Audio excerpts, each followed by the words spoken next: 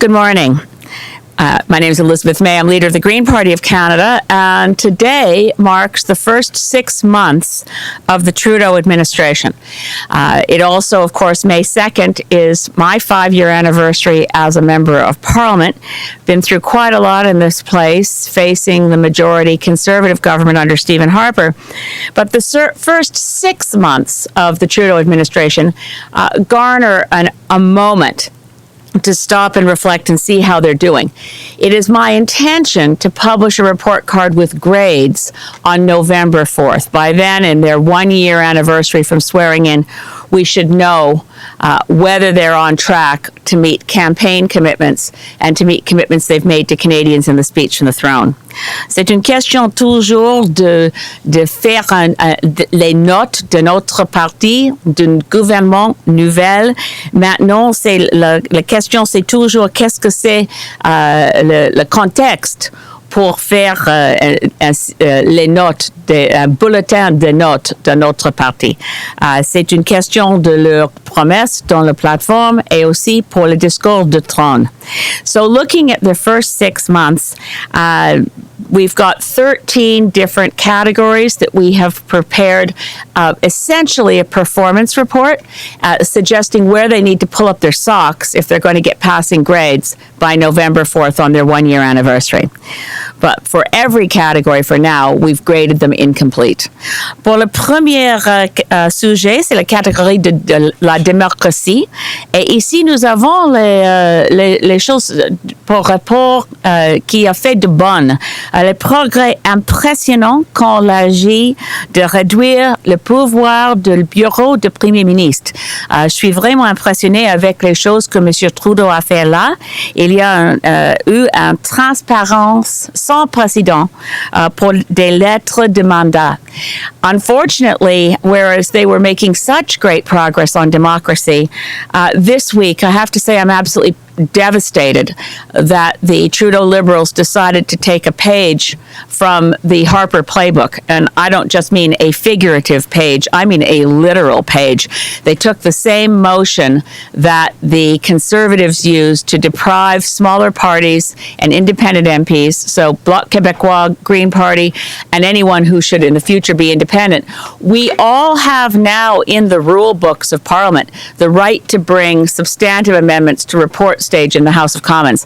That right is being removed by the same parliamentary sleight of hand that was invented under the Harper PMO and brought back. And I have to say, I think it violates the mandate letter of Dominic LeBlanc as government House Leader, which called for a generosity of spirit, called for respectful working with leaders of other parties, with opposition members of Parliament. The decision to go ahead with stripping me of my rights at report stage was taken without any communication with me, and I've been running from committee to committee. I'm not put on notice when these are going through.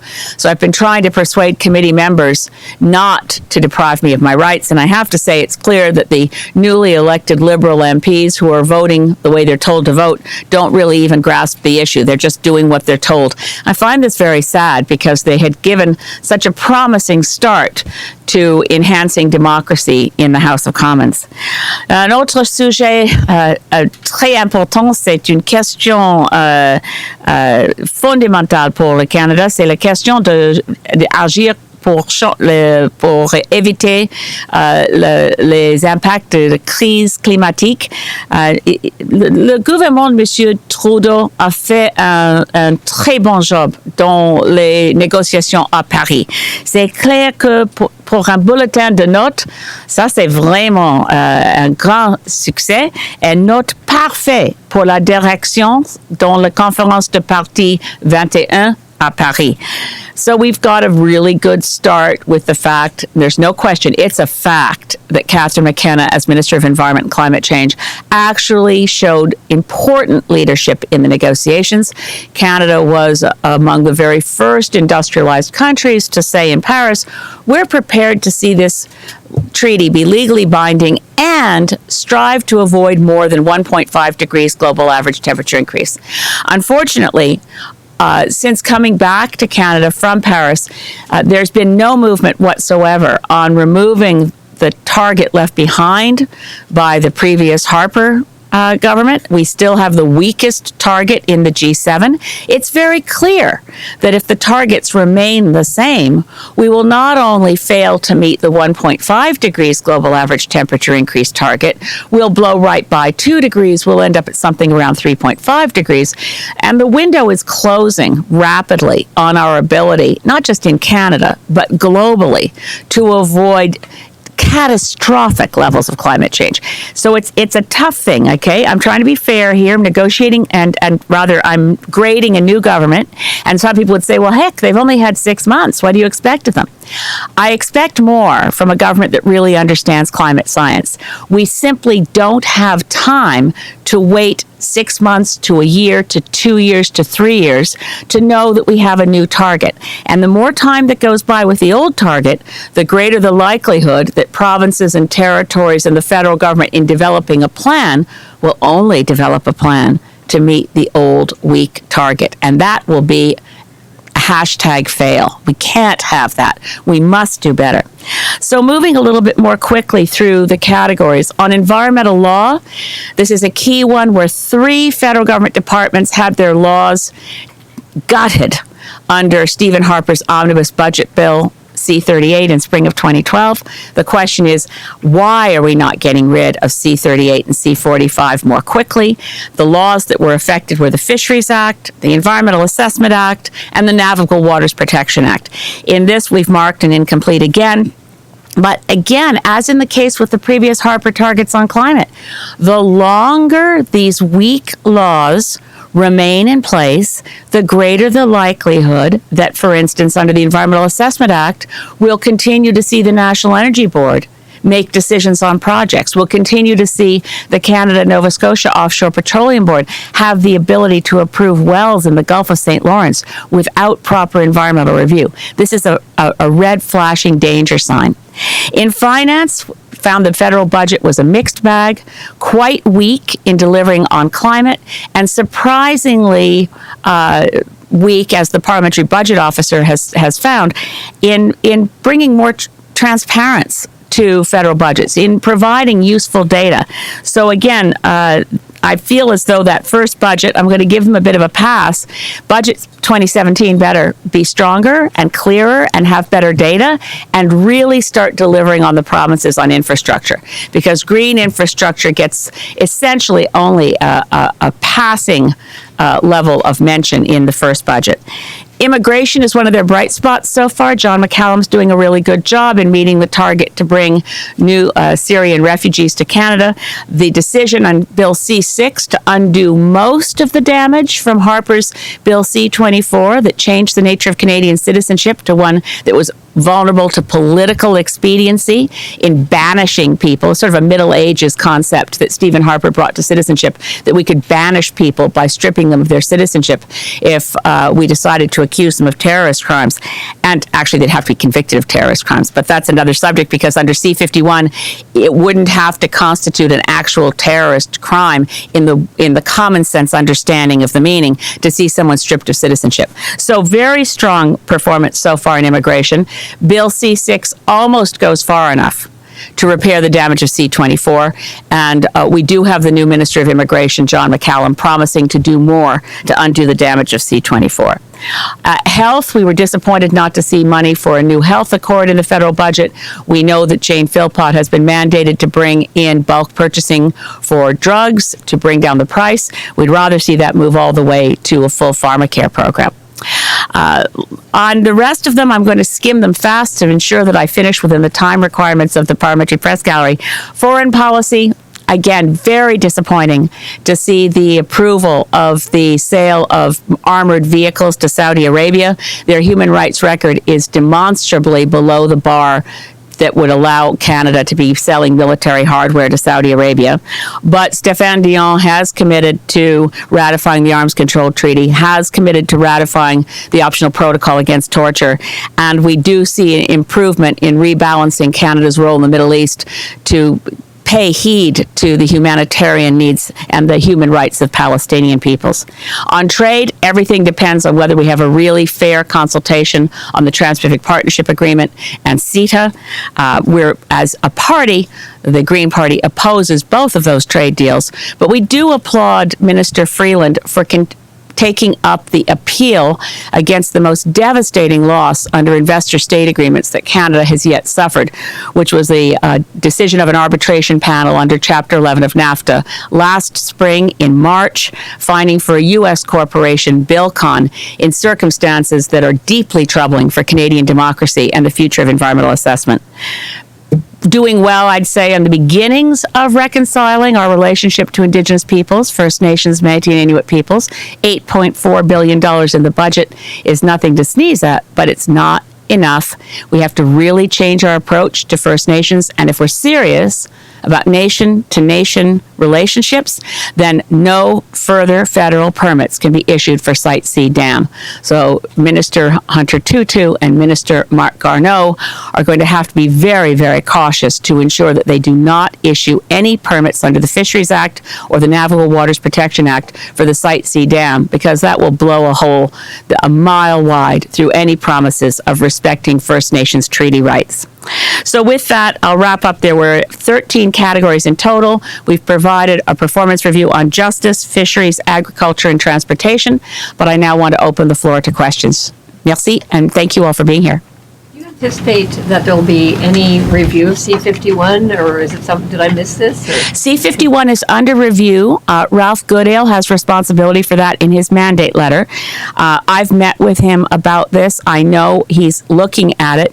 The thing that I fear, and I'm glad you asked the question, Julie, because I just say it, cross-cutting across all these subject areas, I see a really serious problem, and it's the flip side of doing the right thing on principle in the Prime Minister in his mandate letter saying we will respect the independent, nonpartisan professional civil service. We urge our ministers to take their advice. Here's the problem. The senior level of the bureaucracy has not changed in most cases at all. So the Deputy Minister for Trade, and it's just awkward. You don't want, as a person in politics, to single out civil servants. It's one of those things that Trudeau's putting back in place, that we respect the independent, nonpartisan civil service. But it can't escape note that the Deputy Minister for Trade negotiated the Trans-Pacific Partnership. The Deputy Minister in Environment Canada was Harper's lead negotiator in Copenhagen, blocking climate action.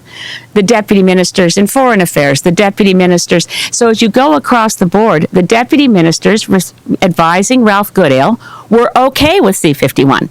So was the Deputy Minister for the Department of Justice. And you're getting the Minister for Public Safety getting a lot of advice from CSIS. CSIS actually seems to like the idea that they would have more powers, that an agency that was set up to be intelligence gathering only will have powers, they do now under C-51, have powers to take action against to disrupt plots, but they have no requirement to share information with the RCMP. They have no requirement to be compliant with foreign laws, because C-51 gives them power to break laws in foreign countries without any judicial permission from Canada's judges, and gives them the right to break Canadian law and violate the Charter based on a hearing before a single federal court judge with no other public interest representation in the room. Ouais. Tu es en train de dire que la fonction publique est partisane? Oui, ce n'est pas une question de la fonction publique et partisane. C'est une question, et pour moi, c'est une question vraiment difficile. Et c'est difficile de parler de sujets de les sous-ministres et leur rôle contre le nouvel agenda du nouvel gouvernement. Mais c'est clair, à mon avis, c'est clair que le niveau plus haut dont les fonctionnaires sont contaminés par leur rôle pour les dernières 10 années. Et aussi, c'est une question de la culture. Donc, ils doivent changer, c'est ce que vous dites. Je pense que oui, mais ce n'est pas le rôle du Premier ministre de faire ça.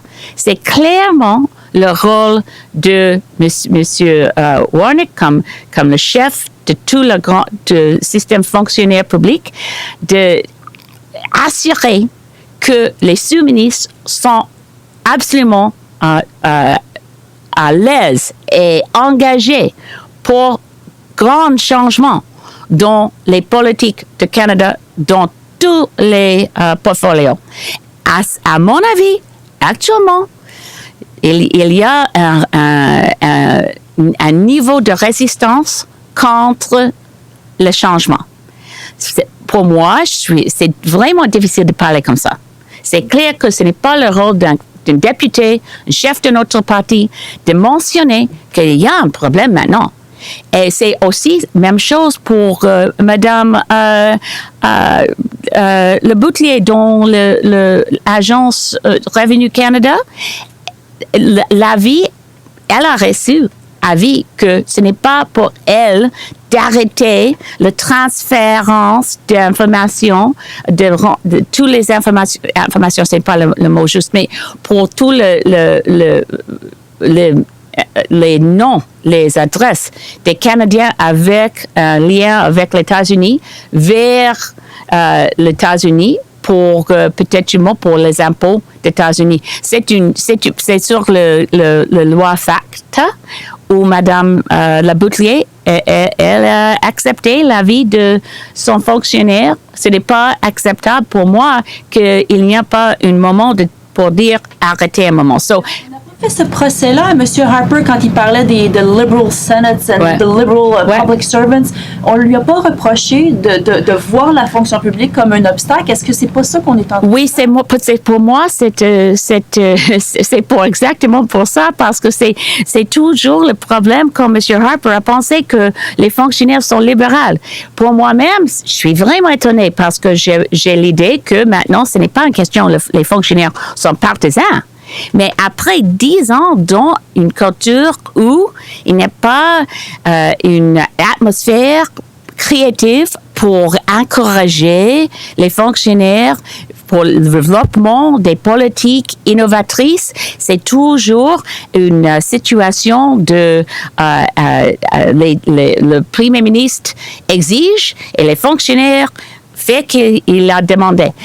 Maintenant, c'est tout à fait différent. Mais les fonctionnaires, c'est dans une culture plus différente. Il y a peut-être seulement une question de le temps de transition, le temps de changer la culture dans le service civil. Mais en même temps, il y a les problèmes où je pense qu'il y a les problèmes où les sous-ministres sont à l'aise. Il a fait les décisions pour le dernier gouvernement. Et il n'est pas vraiment engagé pour les grands changements. Ça, c'est seulement, mais ce que j'observe, je pense que c'est vrai que les sous-ministres dans le système de gouvernement actuellement, ce n'est pas actuellement engagé pour les changements plus vite. So, particularly Bill C-38, which I mention again, Omnibus Budget Bill, le projet de loi Omnibus de printemps 2012, les fonctionnaires disent que c'est pas grave, on doit prendre le temps. Prends le temps. C'est pas urgent de faire les changements. I won't, say who it was in the Environment Canada who said on the subject of C-38 told me, we don't want to throw the baby out with the bathwater. I say, wait a minute, there's no baby in that bathwater. That is toxic bathwater. There was never any baby in there. This is disastrous legislation for the environment. So the pushback, and I've seen it personally, that's all I'm saying. I'm not accusing the civil service of being conservative. I'm not accusing the civil service of wishing they had Stephen Harper back. They are nonpartisan. But after 10 years, it takes a while to make the shift. And it's taking too long on some key subject areas. They're resisting change. Yes. There is, to put it mildly, inertia in the system. On the issue of forest fires, Yeah.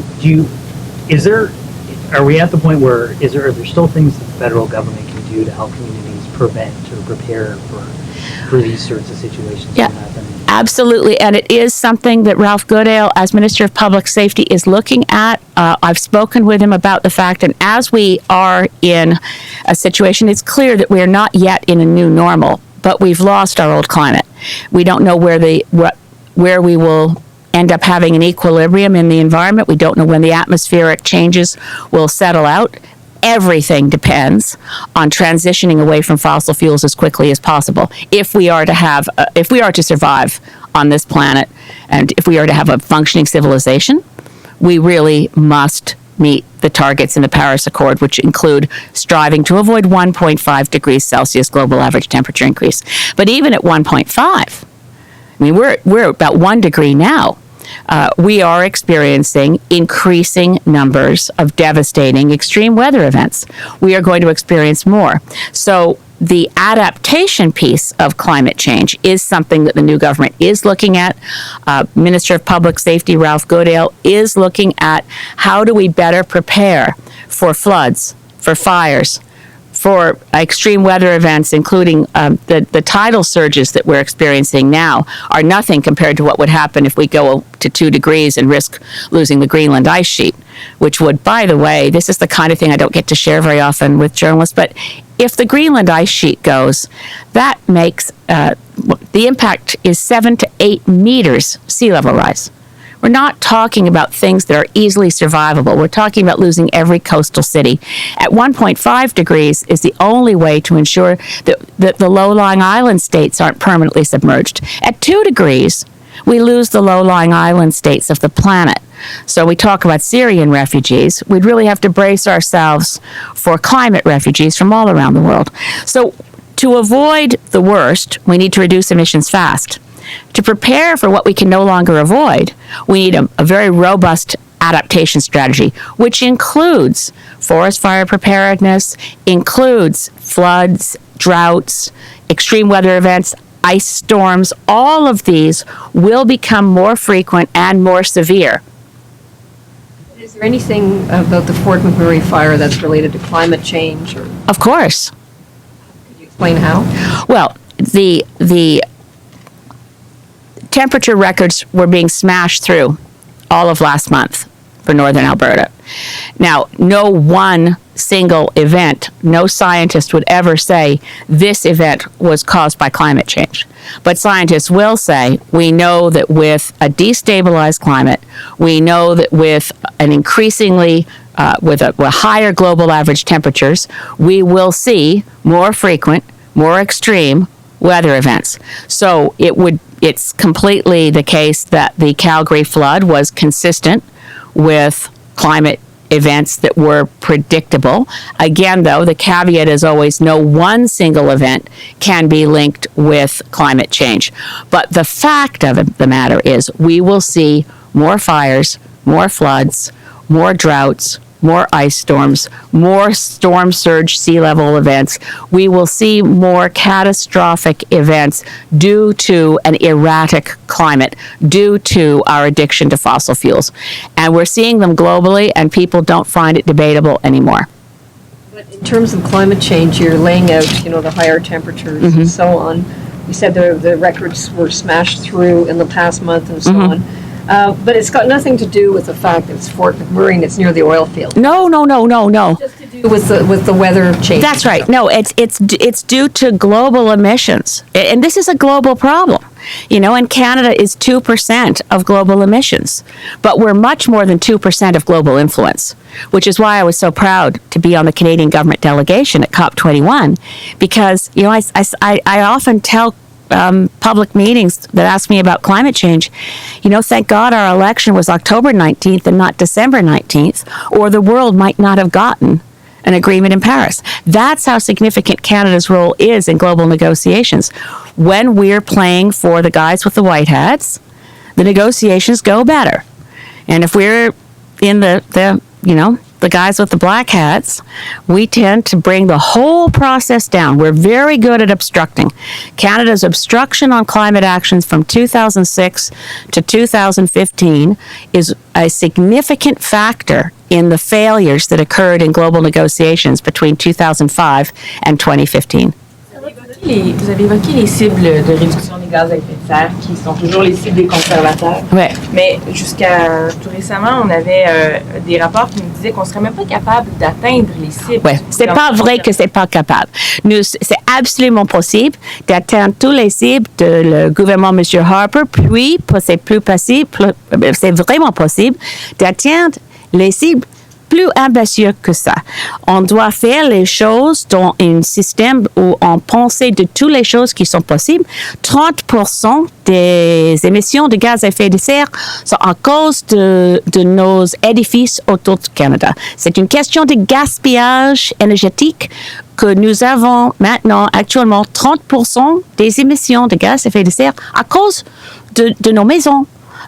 Nos édifices commerciaux, comme ça. Alors, nous avons aussi 30% dans le système de transport. Quand nous avons maintenant la technologie pour les voitures hybrides, puis électriques, maintenant, Canada, c'est le seul pays du monde où, industrialisé qui manque le paiement pour, qu'est-ce qu'on va dire?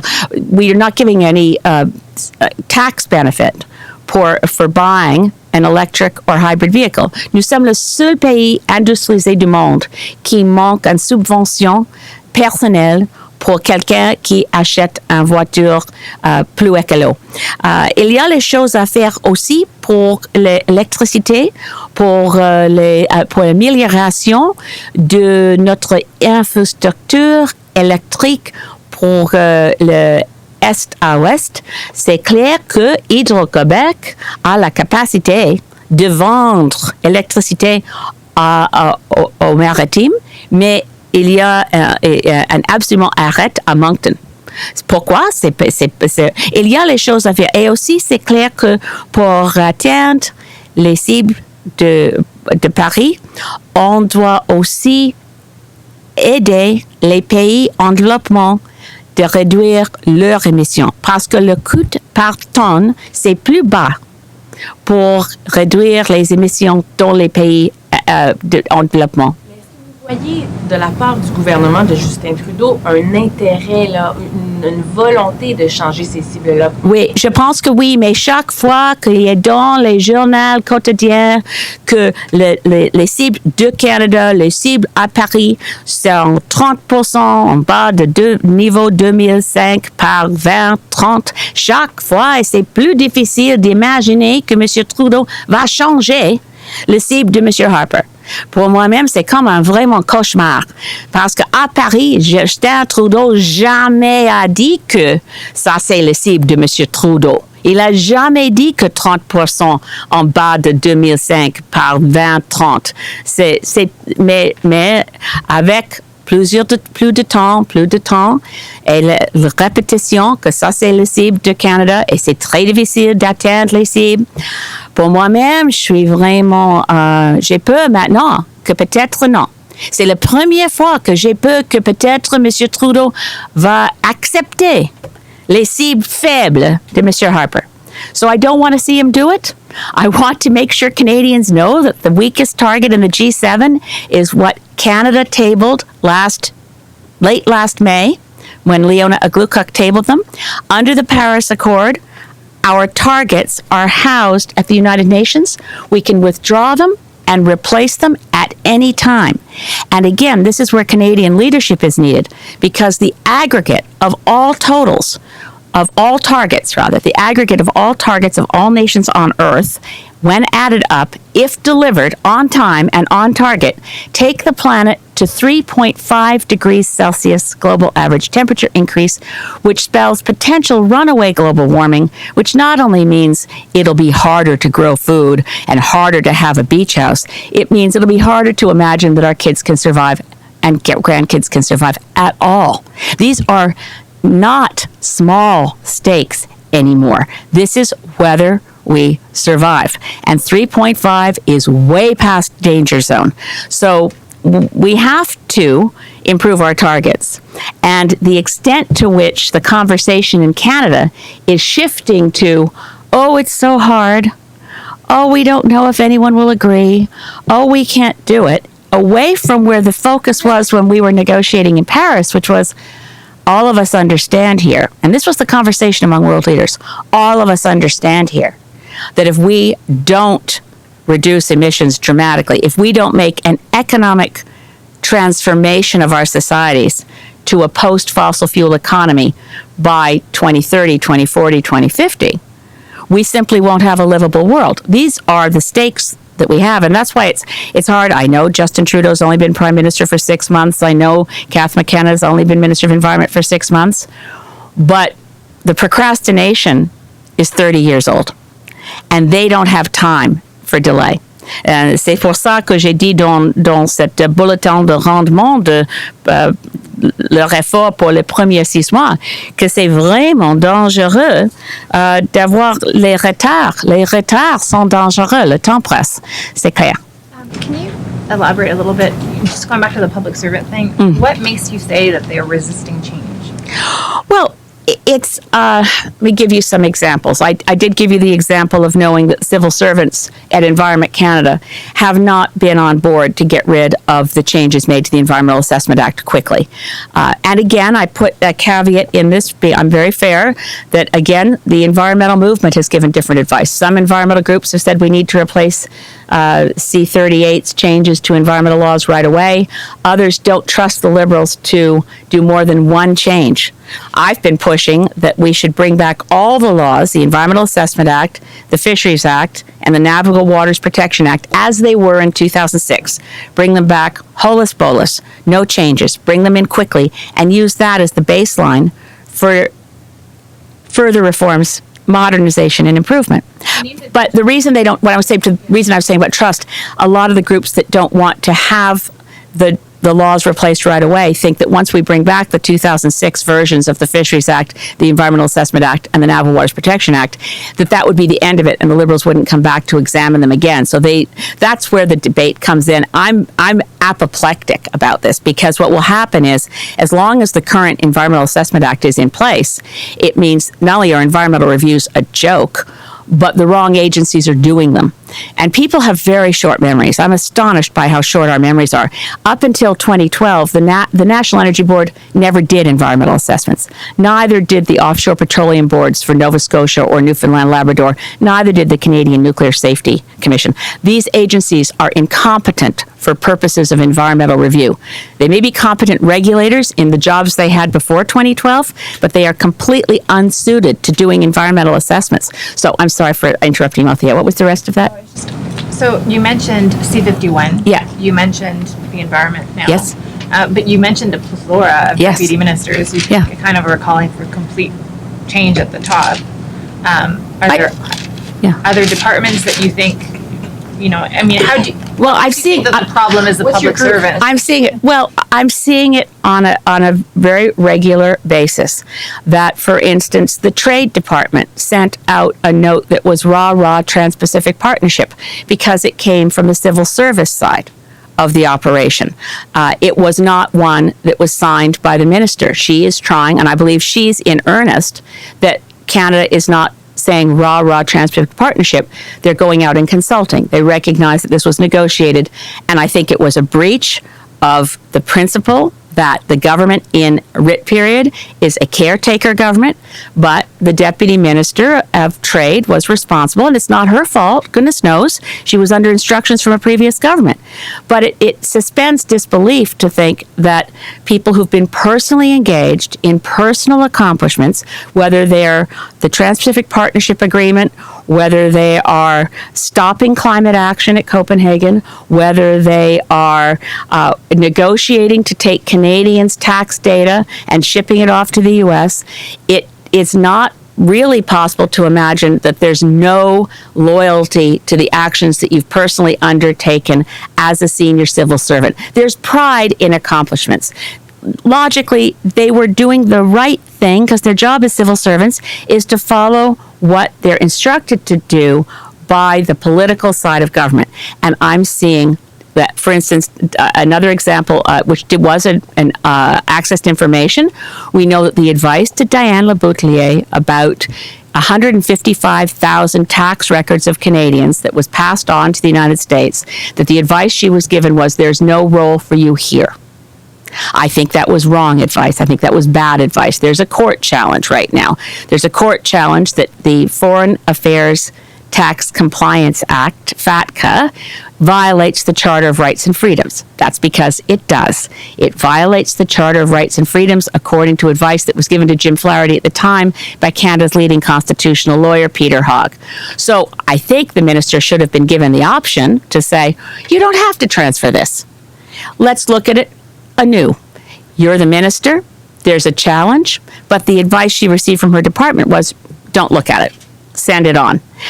There is resistance in the system to change, and there is overwhelmingly, and we certainly saw it on the Saudi tank situation, that if it was done under the previous government, we're not changing it now.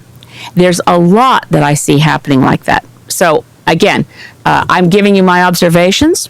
And I again stress that I'm not suggesting people should be sacked, but I think it would be healthy to move people around a bit, because at the deputy minister level, I'm not saying they're partisan, I'm not saying they're bad people, but it's inevitable. It's human nature that people are rather attached to the stuff they just did, which I would like to see reversed. And particularly on the things that I follow personally, which includes, I still see resistance in the system on immigration. Even though John McCallum's been doing a great job, even though the department has really ramped up to accept Syrian refugees, we still have resistance. What is the letter grade you would give Mr. Trudeau for this report card? Well, this is why I've graded everything incomplete. At this stage, there will be letter grades 6 months from now. On his 1-year anniversary, there will be letter grades. As I set out these incompletes, you can see there were some that were doing better than others. Up until this week, when they forced through motions to reduce my rights at report stage, I thought they were doing a fantastic job on the democracy piece. Luckily for them this week, I'd already decided to mark it incomplete. But it's been very devastating to run from committee to committee and watch Liberal MPs vote the way they're told. I thought that was ending based on the mandate letters. I thought Liberal MPs and committees are not going to be instructed how to vote. And seeing them blindly vote for something that I know that, just reading their faces in committee after committee, there were a lot of Liberal MPs who really didn't like the idea that they were kicking me in the head. Yeah, but if you're being, it's like, when you're being kicked, you really don't care the color of the boot, right? So it's been devastating.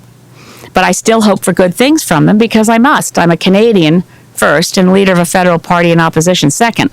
I'd rather see Justin Trudeau do a fantastic job. I'd rather see every minister succeed in delivering on their mandate letters, because the mandate letters and the goals, the speech from the throne, I voted for the speech from the throne. I'm the only opposition member who would ever have done such a thing. But I consulted with my constituents. I went from town hall meeting to town hall meeting, telling my constituents what was in the speech from the throne, and they were overwhelmingly enthused. So they better deliver on the speech from the throne. That's what I'm grading them against. Ask you to clarify quickly about Fort McMurray, because you were talking about the temperatures going up and so on. Yeah. Then you said no scientist would ever kind of make the link. So I'm just trying to figure out, are you making a link for sure? I'm saying that extreme weather events are absolutely becoming more frequent and more severe.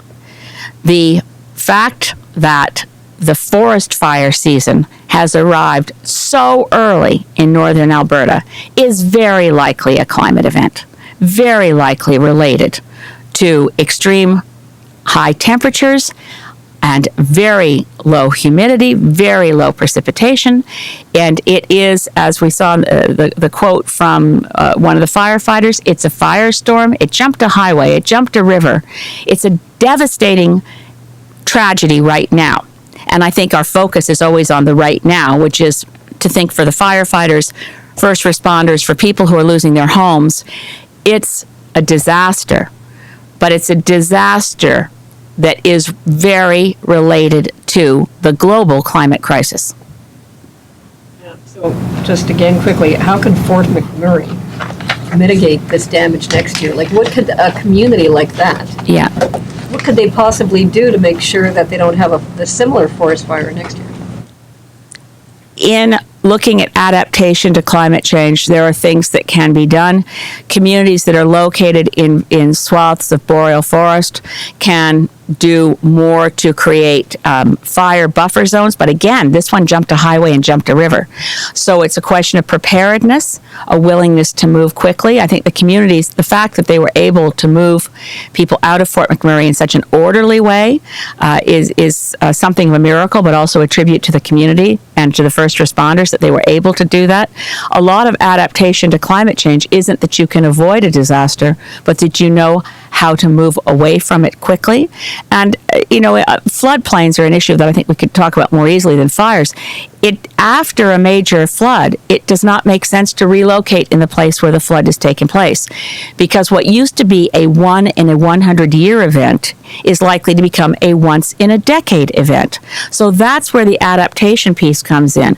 It changes how you rebuild, it changes where you rebuild, and it increases the need for potentially more water bombers sooner, more vigilance to watch out for where fires are starting. I'm not criticizing any specifics of this situation because I don't know them, but as a general statement, adaptation to climate change involves early warnings for any kind of event, whether we're talking ice storms, tornadoes, hurricanes, and having first responders who are, frankly, we're going to need to put much more of our budgets into first responders.